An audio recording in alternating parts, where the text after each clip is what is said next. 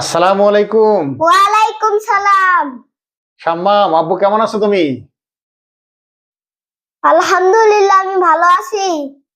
ওকে, আমরা আজকে আমাদের দেশ সংক্রান্ত কিছু জেনারেল নলেজ বা সাধারণ জ্ঞান শিখবো, ঠিক আছে? হ্যাঁ।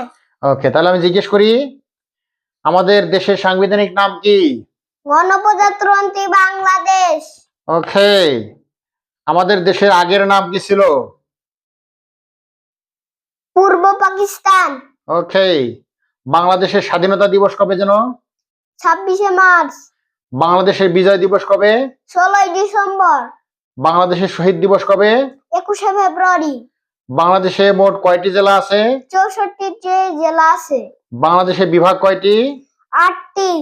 বাংলাদেশের রাজধানী কোথায়? ঢাকা। ওকে, বাংলাদেশের রাষ্ট্রধর্ম কি? ইসলাম। বাংলাদেশের রাষ্ট্রভাষা কি? বাংলা। বাংলাদেশের বর্তমান মহামান্য রাষ্ট্রপতি কে? মোহাম্মদ শাহাবুদ্দিন। ওকে, বাংলাদেশের প্রথম প্রধানমন্ত্রী কে ছিলেন? তাজউদ্দিন আহমেদ।